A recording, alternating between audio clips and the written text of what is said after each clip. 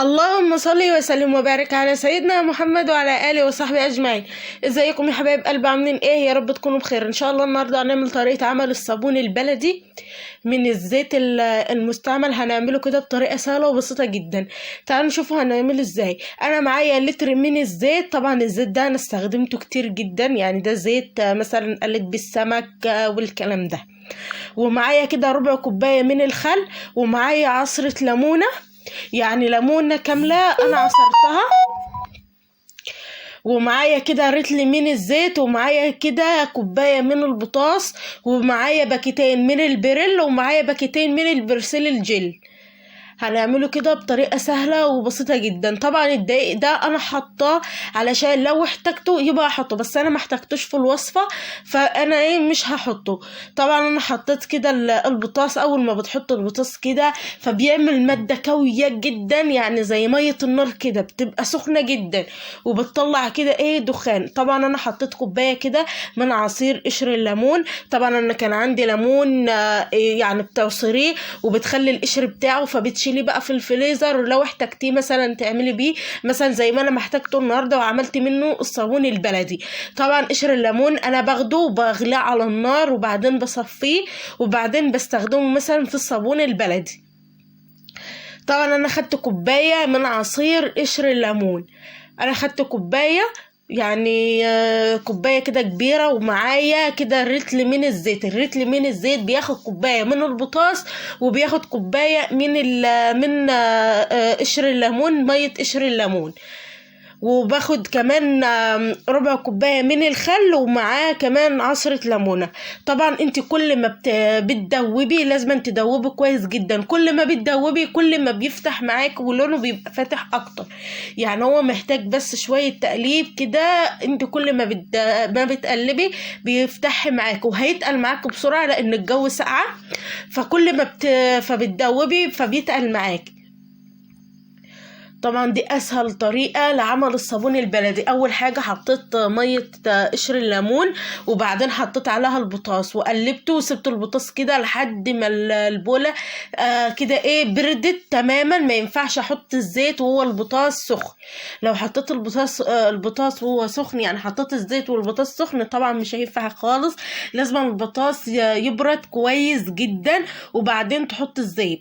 طبعا البريل والبرسيل الجل حسب بقى ما انت محبه. عاوزه تحطي مثلا واحد من البريل وواحد من البرسيل الجل، طبعا ان انت حباه. انا بصراحه عاوزه اعزز الرغوه وعاوزه كده اخلي ريحتي حلوه، فانا حطيت كده باكيتين من البرسيل الجل وباكيتين من البريل، هيدوكي ريحة حلوة جدا. وطبعا كل ما بتحطي البرسيل الجل او البريل فبيتقل معاكي زي ما انتم شايفين كده. كل ما بيتقل وكل لونه ما بيفتح معاكي. دي اسهل طريقة لعمل البرسيل الجل، والله العظيم طريقة سهلة جدا جدا جدا. انا كده كل ما بحط باكت بدوب وبعدين بحط الباكت التاني، هفضل اقلب. شوفوا زي ما انتوا شايفين كده، شوفوا لونه بيتقل ازاي ولونه بيفتح ويبقى معاكي تحفة جدا. اهو يا حبايب قلبي نفضل بقى نقلب بقى كده. طبعا انا حطيت كل الكميه، وبقول لكم اللي انا ما استخدمتش الدقيق ولا حطيت دقيق ولا اي حاجه خالص. شوفوا لونه بقى فاتح ازاي، وبجد لونه روعه. طبعا الصابون البلدي محتاج انه محتاج كده شويه ضرب كده، تفضلي تعملي فيه كده جامد لحد ما يتقل معاكي. وهو هيتقل معاكي على فكره بسرعه لان الجو ساقعه، فهيتقل معاكي. اهو يا حبايب قلبي تعالوا كده نحطوه. شوفوه سمكه كده عامل زي البشاميل او زي الكيكه كده لما بتيجي تصبيه. طبعا انا انت مثلا عاوزه تقطعيه بعد ساعتين ماشي، عاوزه تسيبيه لمده 3 ساعات، لمده مثلا يوم ماشي، وبعدين تقطعيه، يعني تسيبيه ينشف وبعدين تقطعيه اللي انت حباه.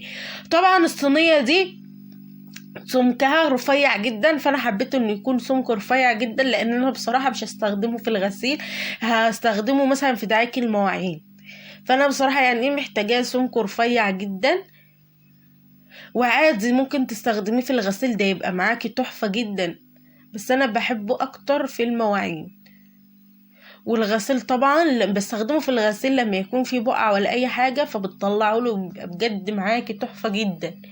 بيبقى معاكي روعة. طبعا انا هضيف الكمية كلها. طبعا ملحوظة انك لازما اول ما تصبيه لازما يكون تحطيه على كيس، ما ينفعش تصبيه منه كده للألمونيوم، علشان ممكن البطاطس يتفاعل مع الألمونيوم، هيبقى معاكي مش ألطف حاجة خالص، هتبوظي الصينية بتاعتك، وبجد مش هتبقى تحفة خالص.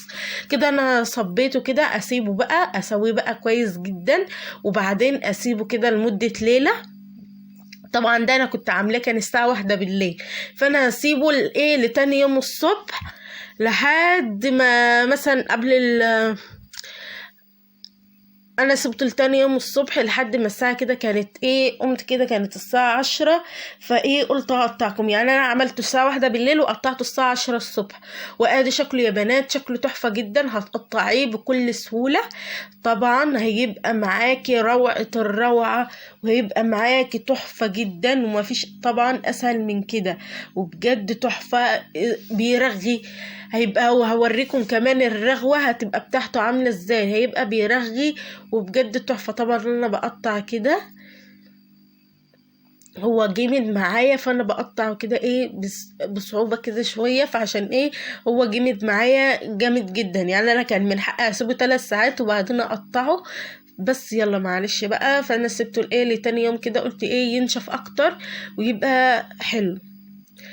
ادي الصابون يا بنات بعد ما خلص، شكله والله العظيم تحفة جدا، بأسهل طريقة، بمكونات بسيطة، وبكده بطريقة سهلة جدا، وهيبقى معاكي تحفة جدا جدا. يعني والله العظيم هيبقى معاكي كده عسل قمر، وهيبقى معاكي تحفة. شوفوا السمك بتاعه جميل جدا جميل جدا. شوفوا انا بختبر لكم اللي انا يعني بخبطهم كده ببعض عشان اوري لكم ان هو يعني ناشف، وهيبقى معاكي تحفة. شوفوا السمك بتاعه. طبعا السمك ده حسب بقى ما انت ما بتحبي السمك بتاعه عامل ازاي. انا بصراحه بحب السمك بتاعه عامل كده، بيبقى معاكي تحفه.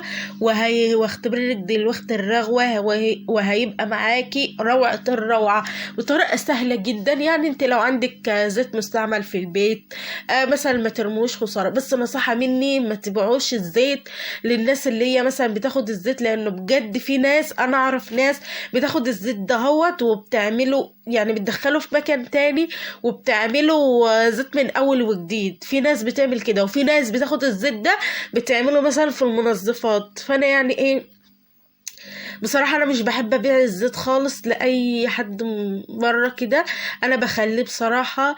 وبعمله برضو الصابون البلدي، ممكن تستخدميه في حاجات كتير كمان، استنوا منه وصفات هنستخدمها هنعمل من الزيت البلدي هنعمل منه حاجات كتير قوي. الزيت يعني بالمستعمل هنعمل منه حاجات كتير قوي. ادينا وريتكم الرغوة، وادي شكله تحفة جدا. انا طبعا هسيبه كده ويشرف.